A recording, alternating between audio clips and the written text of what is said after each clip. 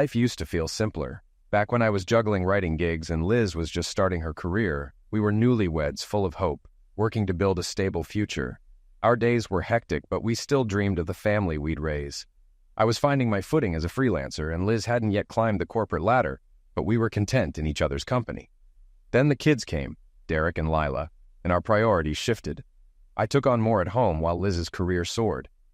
What I thought was a temporary setup turned permanent. And while I managed the house, Liz thrived at work. Over time, I began to resent it. I had hoped it was just a phase, but years later, we were still stuck in the same routine. Sitting by the window, I realized I was about to do something out of character. Liz, now 33, ran an office with confidence, managing a housewares company. Though she preferred Elizabeth, I always called her Liz. Her career success didn't bother me, especially since the company owner was a family friend. I earned my living writing articles and essays. Not much, but it was steady, though Liz's salary had long since outpaced mine. When we had the kids, Derek is now 11 and Lila is 13, Liz worked right up until the end of her pregnancies and went back to work quickly. We had a part-time nanny until the kids started school, but I eventually took over most of the cooking and housework. It didn't bother me at first. I was home and things needed to be done. But over time, it became expected, and Liz never offered to share the load. A few years ago, I even suggested hiring help, but nothing changed. We just fell into this routine, and I went along with it.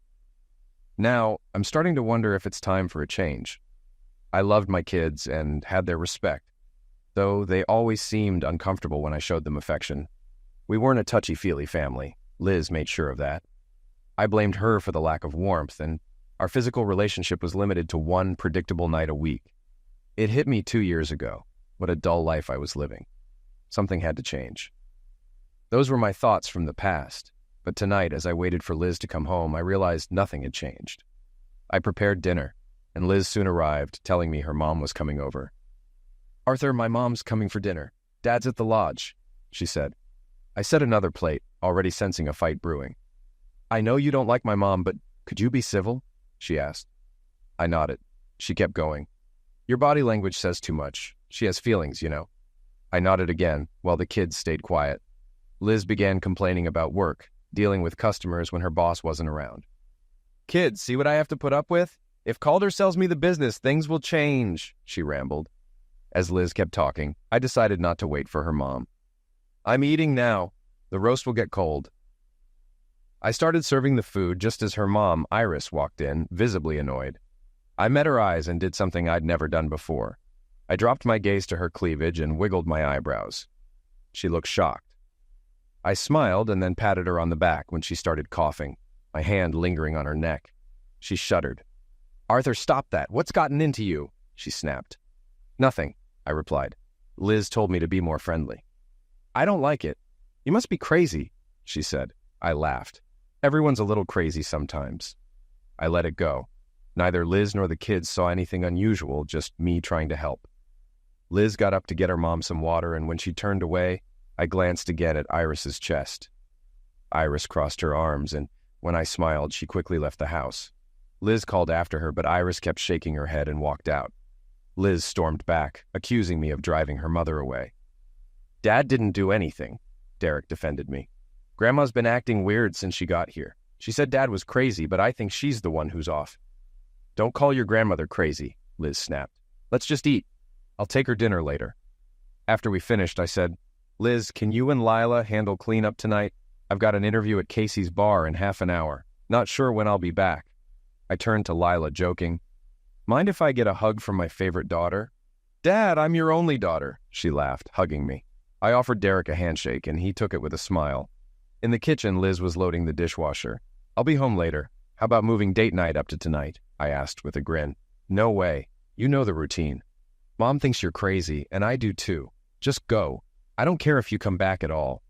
I shrugged, grabbed my things, and walked past Casey's bar to a waiting taxi. It took me out to the city's edge where several motels lined the strip. In the taxi, I was Arthur Franklin, husband to Liz, father to Derek and Lila. When I stepped out, I became Tommy Franklin, close friend of Beatrice Collins. 2 years ago, I was sent to interview Beatrice, a new widow whose husband died in a motorcycle crash.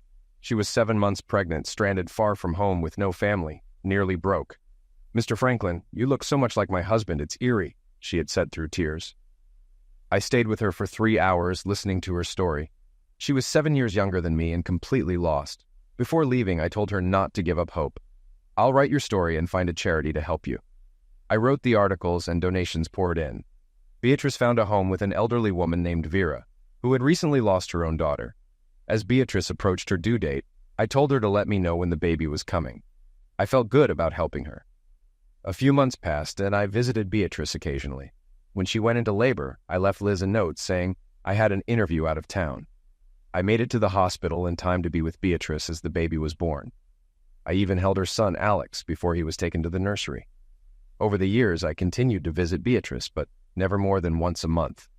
I wasn't in love with her, but I enjoyed her company, and I adored the baby. After 2 years, Vera left to visit her sister, and Beatrice asked me if I could stay overnight. "Tommy, I need to talk about my future," Beatrice said. "I'm almost 25, and life's slipping by. You should think about your own future, too. I know you're unhappy at home." "Okay," I replied. "I can get away for a few days. We'll figure something out." Beatrice then looked at me and asked, "Will you kiss me before you go? I've waited months for this." I hesitated. "You're okay kissing a married man?" "I am," she said softly. "Come here." Later that night, I told Liz, "I'm going to be out of town for a few days." "Fine by me," Liz replied casually. "Dad will take the kids somewhere. He really cares for them. I'll be busy too." There were no questions from her about when I'd be home, where I was going, or whether it was work-related. "I'll be gone at least 3 days. I'll be back when you get off work Friday," I told her.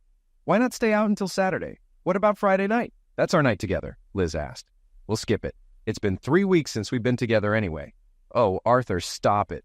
We have 2 kids, and I don't want to risk getting pregnant. I don't care if we ever have sex again," she responded sharply. "Damn it, Liz," I said, feeling the frustration rise. "I'm 32. I'm not going the rest of my life without closeness." "Then find it somewhere else. You'll get it from me when I feel like it, and that's it," she snapped. I stared at her, shocked she'd even suggest changing our usual night. Was that guilt on her face? I didn't like having this conversation in front of the kids.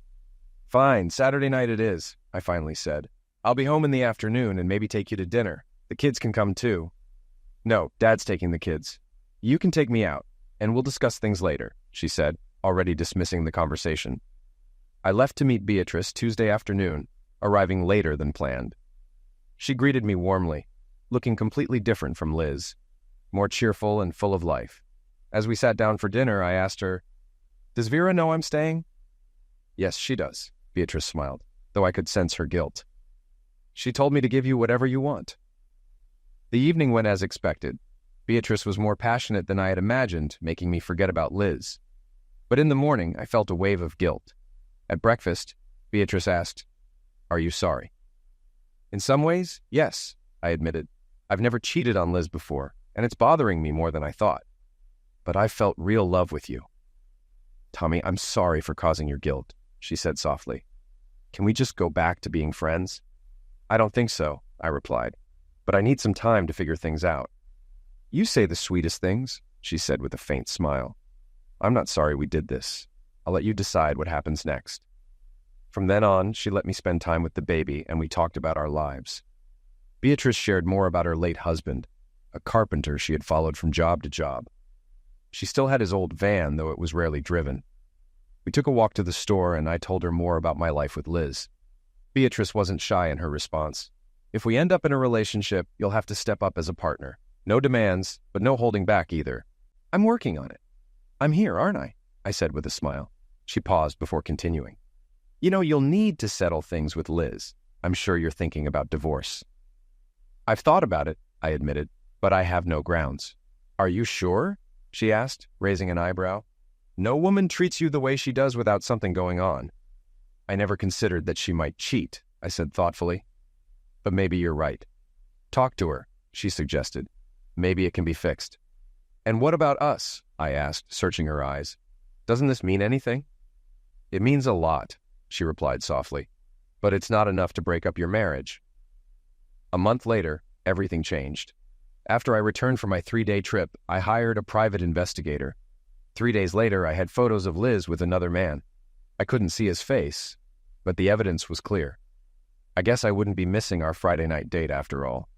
Liz was getting served divorce papers that Friday at work. When Liz came home that evening, she accused me of having a midlife crisis, but didn't seem too upset about being served divorce papers. I didn't mention the investigator's report, saving it for potential issues in the divorce. Surprisingly, Liz agreed to my terms without a fight. I had 2 kids I loved, but I was leaving, knowing they'd be cared for by Liz's father and my parents. Visitation would be allowed, but I knew it wouldn't be enough. I had saved a good amount of money and had some promising fiction stories on my laptop. An editor told me my work would sell, so I planned to publish under the name Tom Franklin, dropping Arthur entirely. Liz and I divorced, and I focused on my kids, Lila and Derek. They handled the split well, likely because they saw how Liz treated me. I used my savings to buy Vera's house, where Beatrice was already living. People assumed we were married, but we weren't. Beatrice's son Alex was born after her husband's end of life, and anyone looking at us might think I was his father. As for my own kids, Liz had custody, and I gave up my share of the house to avoid high child support. Liz sold the house and moved in with her parents. Lila, now 15, soon clashed with her grandmother and mother. Tensions flared when Lila's friend discovered her own father was Liz's lover, leading Liz to blame Lila. Lila began spending more time with my parents and eventually moved into my childhood room. Derek, on the other hand, was content bouncing between his 2 sets of grandparents, focusing on skateboarding tricks during his rides between the houses. Both kids were happy, as my dad and Liz's father were lifelong friends, giving Derek plenty of activities to enjoy. After the divorce, I didn't see my kids often, only every other weekend. But when Liz started having trouble with Lila, I began visiting more frequently. Soon I was seeing the kids twice a week. Eventually, I suggested Lila move in with my parents, and she asked if Derek could join her. I met with Liz, who surprisingly agreed to let both kids move in with me. She even offered to pay support, not realizing my financial situation had improved thanks to my writing and Beatrice's growing online business. She was selling Chinese artifacts through an importer, and her business was doing well. Our new living arrangement worked. I wrote in one room, Beatrice handled her sales in another, and we took care of Alex together. We weren't a traditional couple, but friends with benefits. We didn't share a bed unless we felt like it, then went back to our own spaces, satisfied with the arrangement for now. I hadn't told my family about living with a woman, but that had to change when I decided Lila and Derek would live with me. The Wednesday before school ended, I visited my parents and told them, as well as the kids, about my new house. Walter arrived while I was explaining, so he found out too. "This Sunday I'm having a cookout so you can see where Lila and Derek will live," I said. "Walter, should I invite Iris?" "Nah, she wouldn't care. No need to mention it," Walter chuckled. That was fine with me. Mom asked, "What can I bring?" "Maybe a pie or cake," I suggested. "Okay, we'll come early to help set up." "Not necessary," I said. "Everything's ready. I use the patio all the time." I then added, "Mom, can you start calling me Tommy? I've dropped the name Arthur." Dad chimed in. "About time. I've always hated that name." "Why did you name me Arthur then?" I asked. "Ask your mother," Dad replied. Mom sighed, explaining they had a great Uncle Arthur who had helped them out when they were struggling and made them promise to name their next son after him. "He's dead now, so the name can be too," she said. We also talked about my brother Oscar, who was in the military. Mom mentioned that Liz had been corresponding with him, which surprised me. It turned out he had been visiting town frequently, staying with Iris and Walter, and even spending time with Liz. Lila quietly confirmed it, saying, "I knew he was here recently. I think it's awful what Mom and Uncle Oscar are doing to you, but I wasn't supposed to say anything." I left feeling conflicted. When I got home, Beatrice could tell something was off. I told her, "It's nothing, really. I just found out Liz was cheating on me with my brother for longer than I thought. I've invited my family over for a cookout on Sunday. Derek and Lila will be staying here for good." Later, I remembered the photos from the private investigator. Looking at them closely, I realized it was Oscar in the photos with Liz, identified by an old scar on his back. That explained why the divorce went smoothly. They wanted to keep their affair quiet. Both Liz's parents and mine likely knew after the divorce. I wasn't sure how to handle this revelation. I didn't want to alienate my parents or let my kids hate their mother. But knowing my brother had betrayed me left me angry and humiliated. Liz had been unfaithful to him as well, from what Lila shared about her dating other men. That night, Beatrice came to my room, offering to talk. I told her about everything, how Lila and Derek were moving in, and how I found out about Liz and my brother. I feel humiliated, and I don't know how I'll act when I see him again. Beatrice reassured me. Don't do anything drastic. It would hurt your family. Focus on moving forward. She was right. Though it was difficult, I knew I had to focus on my kids and leave the past behind. Beatrice then cuddled closer, lightening the mood. You know what happens when you suggest cuddling, don't you? I asked with a smile. I do. That was the plan, she replied playfully. Beatrice had a calming effect on me, especially when my mind was racing. Her warmth helped me forget my troubles that night. The next morning, I was excited about my family meeting her.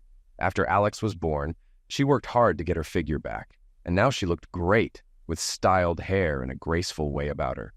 As I sat with my coffee, Beatrice caught me staring. Tommy, you're looking right through me.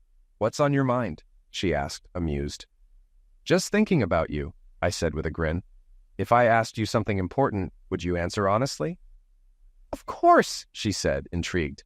We've been living together for 2 years, and I love Alex like I love Derek and Lila. They'll be moving in soon, and I think you'll get along with them. So I was wondering, should we get married? Beatrice laughed. That's a pretty lukewarm proposal. Can't you do better? I pulled out a ring. Beatrice, will you marry me? Her eyes softened. Tommy, you've made me so happy. When were you thinking? Soon. With the kids moving in, it's best to be married before Liz changes her mind. I bought the ring a month ago, but now it feels more urgent. Beatrice teared up. I would have married you any time. I've loved you since before Alex was born. Great! Let's get the license next week. I'll ask Derek to be my best man. Beatrice smiled. And if Lila likes me, I'll ask her to be my maid of honor. It'll make them feel welcome. That Sunday, I prepared the patio for the family cookout. I was nervous since I hadn't told them about Beatrice and Alex.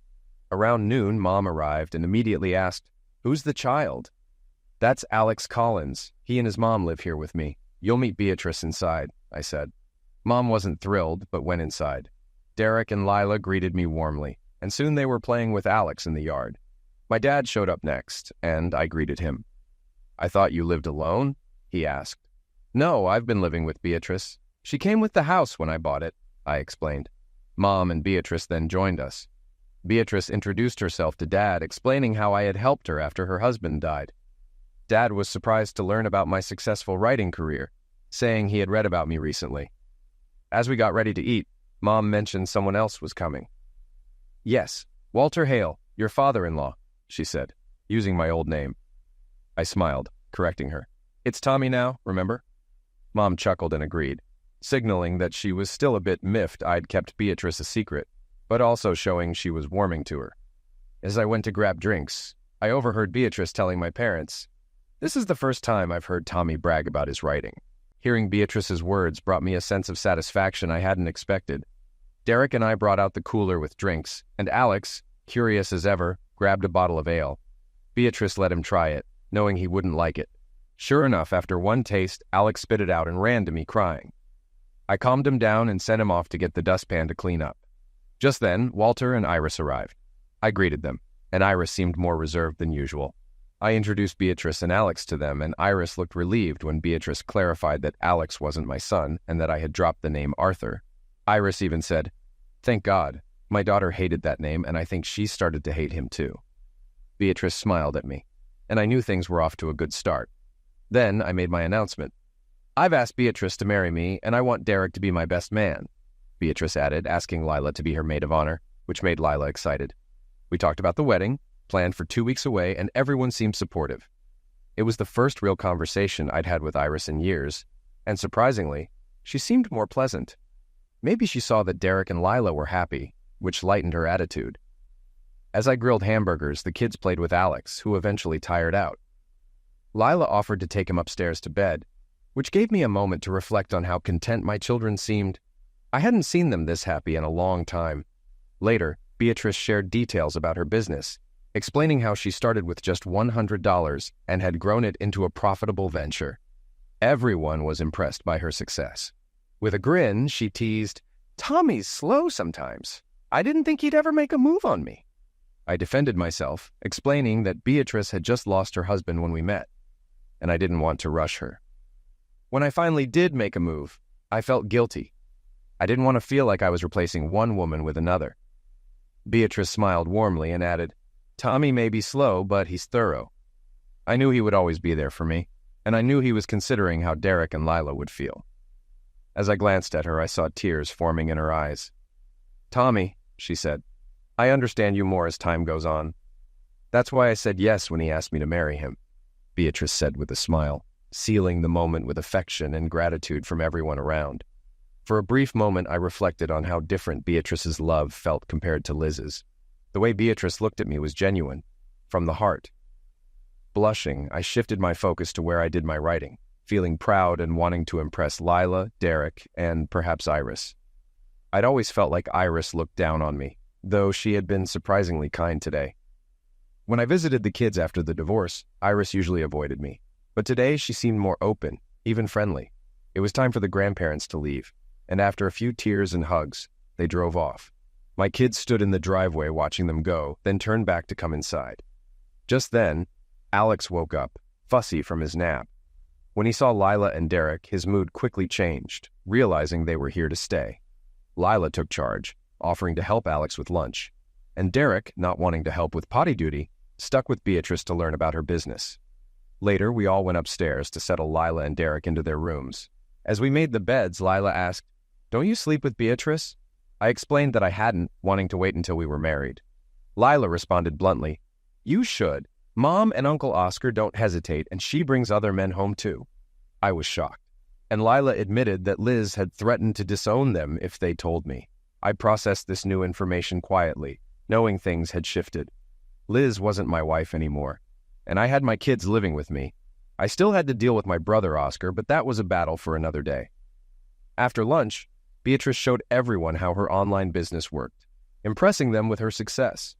She explained how she had started small and built it up with a little help from me. She joked about how slow I'd been to make a move, but I defended myself, saying I'd wanted to respect her grieving process after her husband's end of life. Eventually, I opened my heart to her, and everything fell into place. Wednesday, the women went dress shopping, so I took Derek to get a suit for the wedding. When we returned, a large Harley-Davidson was parked in the driveway. A man introduced himself as Jimmy Stein, Beatrice's stepbrother. He explained he had been in trouble and recently got out, now trying to rebuild his life. Jimmy hadn't seen Beatrice in a while and wanted to check in, making sure she was with a good man. I invited him to stick around until she returned, and we chatted about his past, including how he used to ride with Beatrice and her late husband Luke. Jimmy admitted he was struggling to find work but hoped to get back into the bike business. I suggested he attend our wedding, though he hesitated, saying he didn't have anything decent to wear. I offered to help him get some new clothes, telling him to keep his leather vest. After all, that was who he was. I knew Beatrice would be pleased to see her brother again. When Jimmy finally stood up, I realized how big he really was, 6'5" and towering over me. Wow, Beatrice lucked out, I thought. We headed back into town and returned before the women arrived. Jimmy was eager to find a job, so I gave him a note from my friend and sent him off. He left his new clothes in my old room. Derek wanted to ride on the bike with him, but I said no. It was too soon. When the women returned, Beatrice was excited about her wedding dress. Derek told Lila about Jimmy, and I overheard him say, Maybe we can ride motorcycles once we know him better. After everyone left, I told Beatrice that Jimmy would be staying for the wedding. She was thrilled and jumped into my arms. She asked where he was, and I explained he was out looking for work but would be back soon. Later, as Alex fell asleep in my arms, we heard Jimmy's Harley pull into the driveway. Derek, worried, asked if he didn't get the job. I reassured him and asked Beatrice to invite Jimmy in, knowing he must be hungry. I watched from the window as Beatrice and Jimmy reunited, exchanging a brief kiss on the cheek. Beatrice wiped away happy tears, and they came inside together. Jimmy shook my hand and thanked me for the job lead, saying Greg had hired him after a long interview. He added that my note was what secured the job, and he was determined to prove I was right about him. We offered him dinner, but Jimmy declined the beer, explaining he didn't drink anymore. Curious as ever, Derek asked what prison was like. I scolded him, but Jimmy said it was fine to answer. Jimmy explained that his size protected him in prison, but the real punishment was losing his freedom. He described the daily routine, being confined in a small space, and the demeaning treatment from guards. He got through it by not fighting the system and staying focused on getting out. Lila, who had been quietly listening, finally asked, Why did you go to prison? Jimmy nodded and explained, I'm not a bad person, but all prisoners say that. Luke, Beatrice's first husband, was my best friend, and we were part of a gang. Beatrice was different from the other women, good and kind. One night, 4 drunk guys cornered her and Luke, trying to hurt her. I arrived in the middle of the fight, and Luke was losing. I intervened and seriously injured 2 of them. Unfortunately, one of them was related to the local district attorney, and I got 5 years in prison. I paid my debt, but I've lost rights, like voting and owning a firearm, Jimmy continued, expressing happiness about Beatrice getting married again, though he didn't know about Alex until that day. He was glad to meet me and my family, and was determined to be part of their lives. After a pause, he added with a chuckle, I guess I talk a lot. Does that answer your question, Derek? Derek, humbled, nodded. Yes, it does. Beatrice smiled, saying, Jimmy, you sound more educated than I remember. Jimmy explained how a former teacher in the prison library helped him learn and got him a motorcycle repair manual, which gave him the confidence to apply for the bike shop job. He reflected on the challenges of reintegrating into society, admitting that many former inmates face closed doors, which can lead them back into crime. I encouraged him, with your attitude, I doubt that'll happen to you. Jimmy smiled and said, Thanks. People like you can help prevent that. He shifted the conversation to me, asking about my life, and I shared my story while Beatrice filled in details. Jimmy listened carefully, even when Lila mentioned the troubles that led to my divorce, though it made him a bit uncomfortable. Later, as we wandered outside, Jimmy noticed the old barn on the property and asked about it. I told him it was unused. After thinking for a moment, he asked, Would you mind if I rented it? Surprised, I asked, The barn? Yeah, I could fix it up, live in the loft, and maybe turn the stable into a repair shop. I don't want to hang around your house all the time, Jimmy explained. I looked at the barn and agreed, Go ahead. I'll give you the money to get started, and maybe Derek will learn something useful. Jimmy grinned. Deal. That night, after the kids were in bed, Beatrice and I lay talking. You treat my brother just as well as you treat me, she said softly. I'm so proud of you. I'm proud of Jimmy too, I replied. He's a good man, always has been. Beatrice whispered, I owe him for saving me and Luke back then. You're helping me repay that debt. I love you, I said, holding her close. No more than I love you, she whispered back. A week from Saturday, I'd be married again. I was more excited about this marriage than my last, knowing it would bring true happiness. Later, I asked Jimmy if he wanted to work Monday, but reminded him to take Beatrice for a ride in the evening when it was cool. Lila and Derek would get their turns on the bike too. Wednesday, Lila even asked Jimmy to take her to surprise her grandparents. Liz called that evening, furious about Lila riding a motorcycle. Who is that biker? She demanded. That's Jimmy Stein, my soon-to-be brother-in-law. I'm getting married this Saturday, I explained. Why wasn't I told about this? She snapped. It's none of your business, I said, trying to stay calm. Lila and Derek are in the wedding, and Beatrice is the bride. Liz continued with accusations, claiming Beatrice was after a sugar daddy. I shut her down, explaining I'd known Beatrice for 4 years, and we'd only been together after the divorce. She tried to dig into Jimmy's role, and I warned her to stay away from him. Liz shot back that I couldn't control her life, and I reminded her we were divorced. The conversation went nowhere, ending abruptly after I pointed out that even though the kids knew about her lifestyle, they still loved her, and I would make sure they continued to care for her. After the call, Beatrice said, You were harsh on her, don't you think? Maybe, I admitted. But I'm done letting her blame me for everything. The kids came through this okay, and I'm grateful to their grandparents for that. You mean Iris and Walter? Yes, I had issues with Iris, but since I walked out on Liz, she's been more friendly. I concluded, I have custody now, and if I mess up with the kids, it's on me.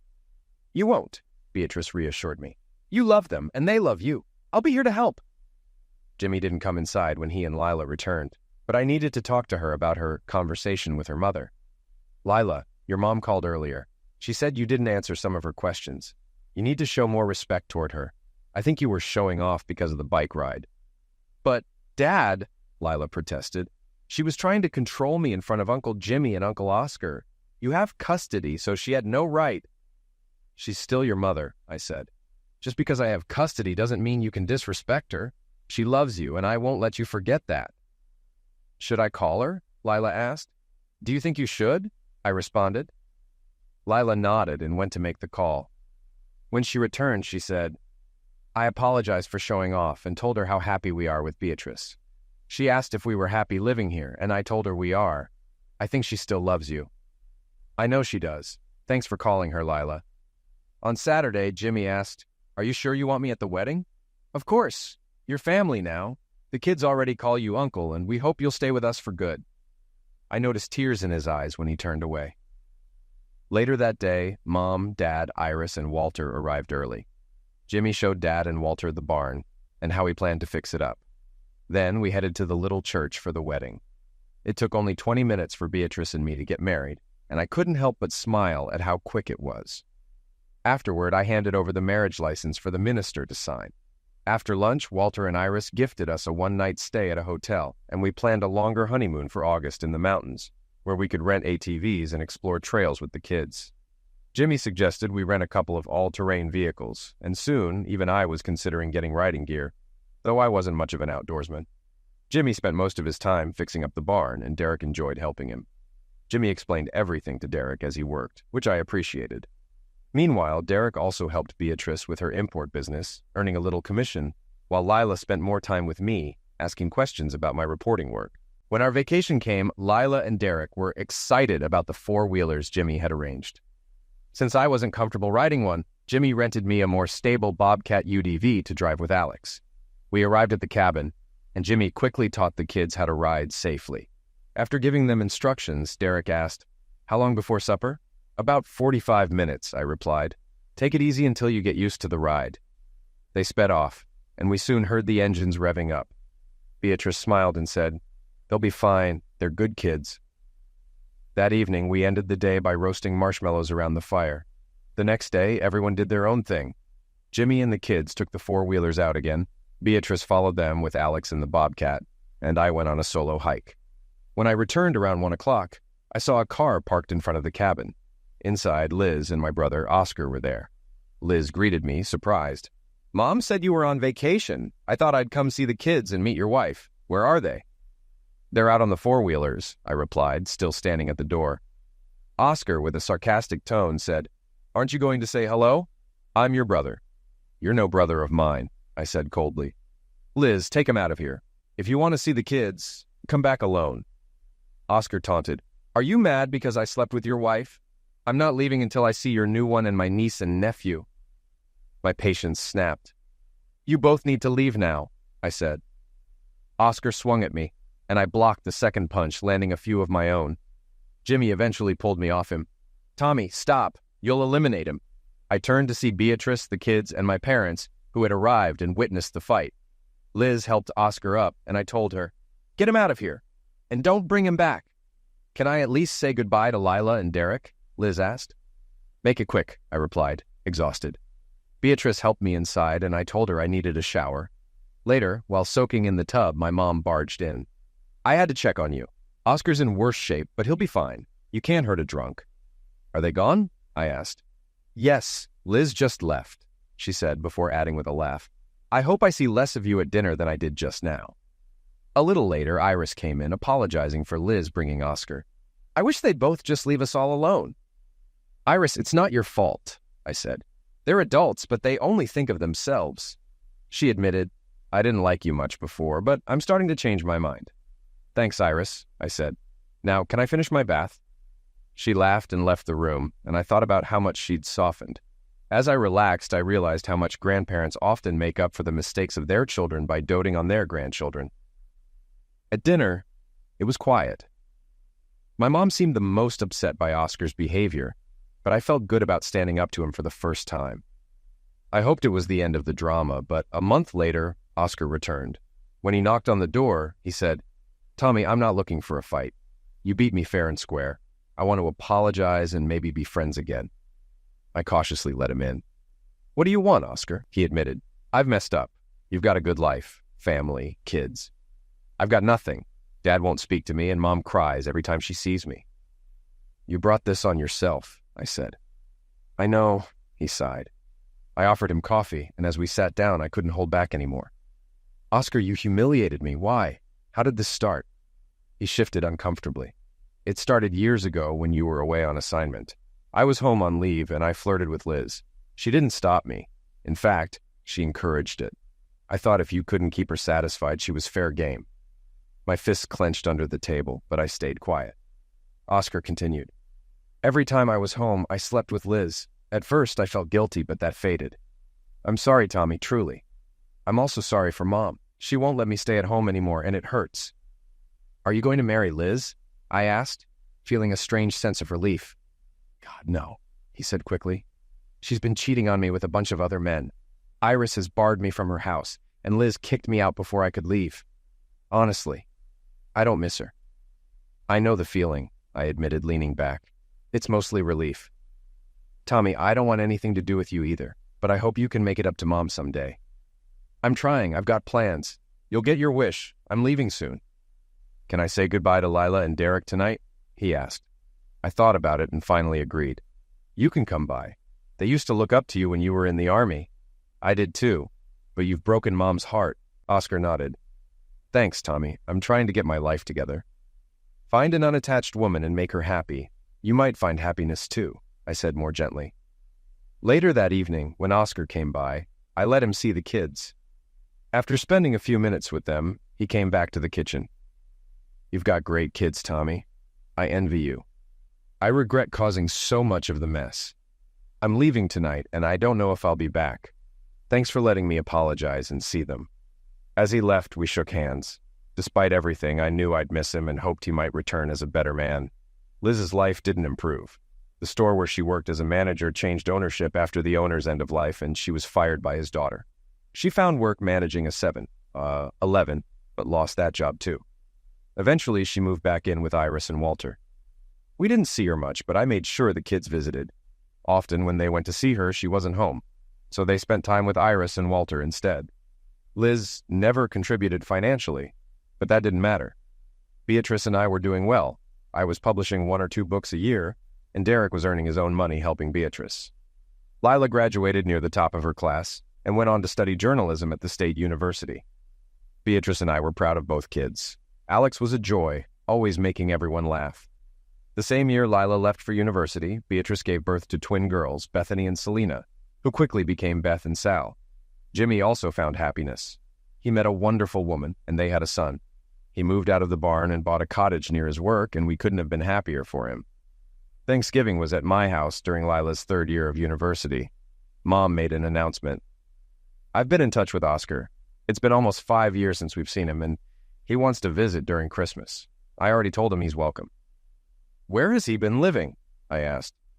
I'm not sure, but he said he's only 3 hours away. He offered to stay in a motel, but I told him that was silly. His old room is still available.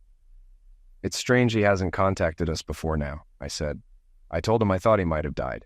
He said no, but stayed away until he could come back in a way that would make us proud. He plans to ask Tommy for forgiveness. I recalled Oscar apologizing to me before he left town, but I remained skeptical about his return. That thought was interrupted on Saturday when Iris called. Tommy, Liz is in the hospital. She'll recover, but she tried to take her life. You're saying she attempted self-destruction? I asked. Yes, I found her unconscious after swallowing most of the pills in the medicine cabinet. They've got her in intensive care for now, but we'll move her to a regular room this afternoon. Can you bring the kids to see her? I'll make sure they visit. Lila heads back to school tomorrow, so it'll be mostly on Derek. I'll call you later. I broke the news to the kids. They weren't too surprised by her actions. Lila admitted, It's depressing to visit her. She only complains about how life's treated her, but it's mostly her own doing. You should both give her more attention, I advised. It might make a difference. Derek agreed. I'll visit more now that I'm out of high school. Later, Lila and Derek went to the hospital and returned after dark. Derek updated me. Mom's severely depressed. They've put her on antidepressants, but she's being discharged tomorrow because she has no insurance. Graham and I said we'd cover the costs. What's the plan? I asked. She agreed to go to a mental institution for evaluation. Part of her problem is she's broke, and her unemployment benefits have run out. I offered to help find a facility, and Lila reassured me, You're not responsible for her, Dad. I know, but I can still help. The next day, Derek took Liz home while Lila went back to school. Derek called me later, saying, Mom regrets what she did. The doctor said she needs to take her medicine regularly. Watch her closely, son. She's still unbalanced, and we need to get her properly evaluated. I'll work on it tomorrow. I found a state program offering treatment for people in Liz's situation, and luckily, they had a bed available. Derek and Iris took her to the facility the next day. At 42, Liz had no job, no home, and no income. This was a chance to get her the help she needed. 3 weeks later, Derek received Liz's evaluation report. It turned out her issues were medical and treatable. The doctor explained it was a hormonal imbalance, possibly dating back years, worsened by unemployment and early menopause. These factors had contributed to her depression and self-destruction attempt. Liz came home just before Christmas, with Lila and Derek picking her up. She returned to stay with Iris and Walter, trying to rebuild her life. I hadn't seen her in almost a year, and I didn't expect to over the holidays since our family had made it a habit to avoid each other after the incident with Oscar 5 years ago. One day, while Beatrice, Lila, Iris, and my mom were out shopping, Liz unexpectedly showed up. "Hello, may I come in?" she asked. I welcomed her inside, had Alex take her coat, and we went to the kitchen for coffee. Liz looked thinner and worn, but she seemed more composed. I brought out a coffee cake and asked her to cut it for the kids, introducing her as Lila and Derek's other mommy. After the kids ate, they returned to the TV, leaving us alone. "It's been a while, Liz. How are you?" I asked. "I'm better, but I feel foolish for how I behaved. There was a time I didn't want to live, but that's behind me now. I wanted to thank you for helping me get into that facility. Derek told me it was all because of you. You needed help, and Derek would have done it himself if he could. I just stepped in to support him." Liz sighed. "I've thought a lot about my life. I know I made mistakes, and I don't have any excuses. But I'm trying to move forward and find a job." "What kind of work are you looking for?" I asked. "Something in a store. I was a good manager for Calder, but I screwed up at that convenience store. The doctor said it might have happened anyway because of my condition." She paused before continuing. "I also want to apologize for how I treated you and everyone else over the years." "Apology accepted. No point dwelling on the past. Just follow the doctor's advice and move on." Liz smiled softly. "Thank you. Derek said something similar when he picked me up. It's good to hear it from both of you." As we talked, Derek returned to pick her up. Liz thanked me again for raising 2 wonderful kids. We shared coffee and cake. And as they were leaving, Alex commented, "Derek's mommy is a nice lady, isn't she, Daddy?" "Yes, she is," I replied quietly. 4 days before Christmas, the house was filled with excitement, especially from the younger kids. I wondered when Oscar would show up, and the next day, just before noon, he arrived with a woman, a young girl, and a baby. "Tommy, I have a family now. Am I welcome?" he asked. "Of course," I replied, surprised to see his new family. Oscar explained that he'd been working at a private school, teaching and mentoring kids. He had met his wife, Betty, a war widow there, and they had married 2 years ago. He wanted to come home because he thought our mom could finally be proud of him. "That's exactly what I wanted for you," I told him.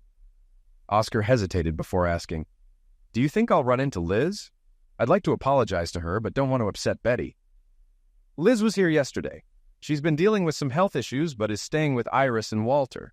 If you do see her, I'd suggest not bringing up the past unless she does." Oscar agreed, and we joined everyone in the living room. Beatrice held their baby, and my girls were already sitting beside Betty. Oscar seemed at peace, and I could tell he had changed. Before leaving, Beatrice invited them to stay for lunch, and we all sat down together, preparing to share a meal as a newly extended family. The girl gave me a shy smile and followed us into the kitchen. I fried more French fries, and Oscar called Mom to let her know he'd be there after lunch. "I guess I'm Mom's Christmas present this year," Oscar said. "It's about time, right?" "Yeah, she'll be even happier when she finds out you have a family," I replied. Oscar looked sad for a moment. It's tough knowing it took 50 years to make her happy. I'll do my best to keep it that way from now on. As Oscar and his family were getting ready to leave, Lila walked in with Liz, making things a little awkward, but Beatrice handled it smoothly. "Lila, you remember your Uncle Oscar, and of course, Liz, you do too. Oscar's here with his family. This is his wife, Betty, and their daughter, Ginger, along with their baby, Josh," Beatrice said, introducing everyone. Betty approached Liz. "I've seen pictures of you with Lila and Derek. Oscar always said Lila would be as beautiful as you, and he was right. I hope we'll see you tomorrow at his parents' house." Liz hesitated. "I'm not sure. I've been sick, but if I feel up to it, I'll come." Betty smiled. I hope so. Oscar says he's starting his second life at 40, thanks to Tommy nudging him in the right direction. After they left, I reflected on how I had told Oscar years ago not to come back until he made our mom proud. Maybe that was the nudge he needed after all. Beatrice laughed. I think he got the message after you knock him up. Liz chimed in. Yeah, I had to listen to him complain about how mean you were. I decided to give Mom a call. Oscar was here, and Liz showed up too. I think it'd be good if you invited Iris, Walter, and Liz for Christmas. Oscar won't cause any trouble. Mom was hesitant. Why all the extra people? Liz might stir up drama. She won't. I'll make sure of it. This could be the best Christmas ever. Are you going soft on Liz? Maybe. She's been sick, and now that she's getting help, she could use a little kindness. Mom agreed to call Lila and invite Liz. Later, Lila told me, Grammy invited Mom for Christmas. I think it'll be nice. Christmas was wonderful, with no drama, just happiness. Liz, a bit out of place, sat next to me, quietly observing. She turned to me and said, This could have been my family if I hadn't been so selfish. You're the one holding everyone together. No, it's Lila and Derek who hold us together. They love you just as much as they love me. Derek will help you find something to feel good about again. I hope so. I've made a mess of my life, but I'll do whatever work I can find. Don't worry. Derek will help you find something meaningful. Liz smiled and admitted she was grateful that Iris hadn't shut her out despite everything. A month later, Derek came to me concerned about Liz's future. Dad, Mom still hasn't found work. I need to help her before she falls back into depression. Do you have money to invest? I asked. Yeah, I've saved nearly $75,000 for my business. Why? Buy a store and let her manage it like she did with Calder's. Derek thought it was a great idea. He found a convenience store that had been on the market for a while. After some research and appraisals, Derek was ready to make an offer, knowing this was the right move to help his mother rebuild her life. Derek got the appraisals and we worked out a fair offer. He'd take over the mortgage, pay for the inventory at wholesale minus 10%, and asked the owner to hold half of the remaining balance, paid monthly at a lower interest rate than the mortgage. This left $117,000 for Derek to finance. I'll cover that, I said, but you have to agree to take evening classes in marketing at community college. Get an associate's degree in case you want to pursue something else later. How will I pay you back? I won't be able to work full-time after a year, I asked. Sell your mother a share of the store or pay me back after the mortgage is done, my father replied. I don't need the money now. It's a gentleman's agreement. No paperwork. So Mom doesn't need to know? I asked, seeking reassurance. Exactly, he confirmed. And Beatrice will be fine with it. Just tell your mom you have an investor. Get her excited about the store. I think she'll love it, I said, feeling more at ease. A few years later, Lila, now almost 30 and working for a major publisher, called me. Dad, I have 2 weeks off in July. Can you get the whole family together? I might have an announcement, she said. Getting married? I asked, curious. Engaged. You'll love him. He's a lot like you. Let's all stay in the bunkhouse together, she suggested. I'm not a kid, Lila, I said, chuckling. Just for one night, Dad, everyone talks about how much they love you. You're the most important person in the family, she insisted warmly. Touched by her words, I agreed to organize the gathering. First, I called Derek, who now ran Franklin's Grocery after deciding against college. Dad, this is great. I'll announce my engagement too. It's a secret for now. Can you invite Mom? It would mean a lot to her, he said. I called Liz and invited her. She asked, Can I bring a special friend? Of course, I replied. Bring him and his kids. They'll fit right in. Her voice caught with emotion. Thank you, Tommy. I'm so happy. I made more calls, inviting Oscar and his family, my parents, and Liz's parents. Everyone was excited and I felt content. Reflecting on my life, I realized how far I'd come from those early years of dissatisfaction. Now, everything felt right.